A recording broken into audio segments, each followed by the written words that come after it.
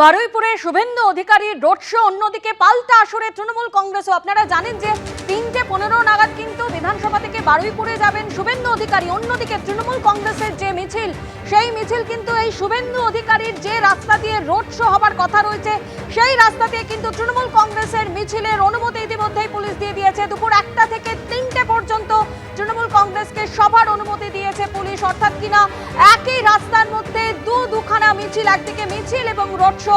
শুভেন্দু অধিকারীর কর্মসূচি 3:15 থেকে শুরু হবে, অন্যদিকে তৃণমূল কংগ্রেসের 1টা থেকে 3টে পর্যন্ত তাদের কর্মসূচি রয়েছে। সরাসরি আমাদের প্রতিনিধি ময়ূক ঠাকুর চক্রবর্তী আমাদের সঙ্গে রয়েছেন। ময়ূক, একেবারে দুটি রাস্তার মধ্যে দুটি রাজনৈতিক দলের দুই কর্মসূচি, পুলিশের তরফে কি ব্যবস্থা নেওয়া হয়েছে? দেখো, দুটো রাস্তা নয়, একটা রাস্তার মধ্যেই দুটি রাজনৈতিক দলের কর্মসূচি। পুলিশ আধিকারিকরা দুপুর 1টা থেকে 3টে পর্যন্ত অনুমতি দিয়েছেন তৃণমূল কংগ্রেসকে, এবং তারপর বিজেপির যিনি বিরোধী দলনেতা শুভেন্দু অধিকারী, তিনি আবার আসবেন এবং তার এখানে বক্তৃতা দেওয়ার কথা। এই মুহূর্তে আমরা রয়েছি বারুইপুরের এসপি অফিসে। আমি আগে সামগ্রিকভাবে তোমাকে ছবিটা দেখিয়ে নিই। সেটা হচ্ছে, যেটা জানা যাচ্ছে, দুপুর 3:15 পর বিরোধী দলনেতা শুভেন্দু অধিকারী তিনি বিধানসভা থেকে বেরোবেন। বিধানসভা থেকে বেরোনোর পর তিনি আসবেন বারুইপুরের রাসমঞ্চ। সেই রাসমঞ্চে জমায়েত রয়েছে। জমায়েতের পর সেখান থেকে কর্মী সমর্থকদের সঙ্গে নিয়ে মিছিল করে, এই যে আমরা যেখানে দাঁড়িয়ে রয়েছি, আমাদের ক্যামেরা পার্সন প্রতীক রায় দেখাচ্ছে যে মঞ্চ, এখানে তিনি বক্তৃতা দেবেন। তার টাইমিং বিকেল 5টার কাছাকাছি।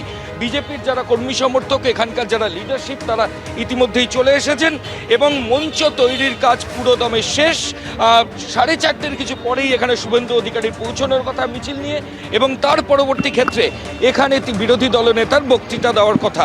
কিন্তু যেটা বিষয় সেটা হচ্ছে যে এখানে তো বিরোধী দলনেতা বক্তৃতা দেবেন, তার জন্য আয়োজন করা হয়েছে, মঞ্চ বাঁধা হয়েছে রাস্তার ওপর বারুইপুর এসপি অফিসের ঠিক উল্টো দিকে। কিন্তু রাসমঞ্চ, যেখানে বিরোধী দলনেতা নামবেন, এখান থেকে 2 কিলোমিটার দূর, সেখান থেকে তো তিনি এখানে মিছিল করে আসবেন।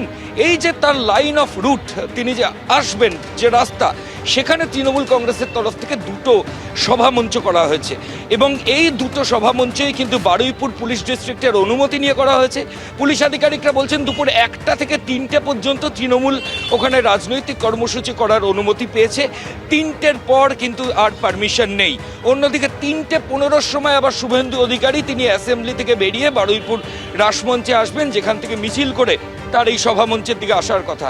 কাজেই একটা আশঙ্কা থাকছেই যে শুভেন্দু অধিকারীর যে লাইন অফ রুট, যেখান থেকে তিনি সভামঞ্চের দিকে পৌঁছবেন বা রাসমঞ্চে পৌঁছবেন, সেই লাইন অফ রুটেই তো তৃণমূল কংগ্রেসের তরফ থেকে দুটো সভামঞ্চ করা রয়েছে। কাজে একটা পুলিশ আধিকারিকরা আগাম নিরাপত্তার কারণে সেখানে কিন্তু ইতিমধ্যেই পুলিশ মোতায়েন করেছেন। এখানে যারা বিজেপির কর্মী সমর্থকেরা রয়েছেন, আমরা একটু কথা বলে নেব।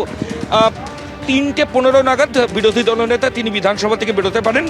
তার যে লাইন অফ রুট, আপনাদের যে সভামঞ্চ, অর্থাৎ রাসমঞ্চ থেকে এখানে, এর মাঝে দুখানা তৃণমূল কংগ্রেসের তরফ থেকে স্টেজ করা হয়েছে, যেখানে প্রচুর পুলিশ আমরা দেখলাম, এবং পুলিশ বলছে দুপুর 1টা থেকে 3টে পর্যন্ত অনুমতি রয়েছে। কি বল? পশ্চিমবঙ্গের এটাই রাজনৈতিক পরিস্থিতি আছে। দেখতে পাচ্ছেন যে আজকে এখানে বিরোধী দলনেতা আসবেন, তার সঙ্গে পশ্চিমবঙ্গের ভারতীয় জনতা পার্টির সমস্ত বিজেপির এমএলএরা আজকে এখানে আসছেন। এটা একটা বড় ধরনের কার্যক্রম। আমরা 1 সপ্তাহ আগে এর জন্য পারমিশন নিয়েছি এবং সমস্ত ব্যবস্থা আমরা সেরকমভাবেই করেছি। কিন্তু তা সত্ত্বেও কি করে পুলিশ, এটা জানা সত্ত্বেও কি করে একই রুটের উপরে দুটো পথসভার পারমিশন দিল, এটা অত্যন্ত আশ্চর্যজনক। কারণ এই পুলিশ তৃণমূলের এতই দলদাস হয়ে গেছে যে তারা জানে যেটা পারমিশন দেওয়া সম্ভব নয়, কিন্তু তারা সেই চাপের কাছে নতি স্বীকার করে। সুতরাং প্রশাসন দায়ী থাকবে, যদি কোনো সমস্যা তৈরি হয় তার জন্য সম্পূর্ণ প্রশাসন দায়ী থাকবে। যে দু জায়গায় সভামঞ্চ তৃণমূল কংগ্রেস 1টা থেকে 3টে অবধি অনুমতি পেয়েছে, সেখানে প্রচুর পুলিশ কর্মী রয়েছে। বিরোধী দলনেতা তো সেই মঞ্চের ওপর দিয়েই যাবেন রাসমঞ্চ, আবার সেখান দিয়ে ফিরবেন। কাজেই ওই জোনের ওপর দিয়ে দুবার বিরোধী দলনেতাকে যেতে হবে। হ্যাঁ, এটা পুলিশ দেখবে, প্রশাসন দেখবে, আর আমাদের সমর্থকরা থাকবে। পুলিশ যদি না দেখতে পারে, আমাদের সমর্থকরা আছে রাস্তায়, এটা বুঝে নিতে হবে তৃণমূলকে এবং প্রশাসনকে।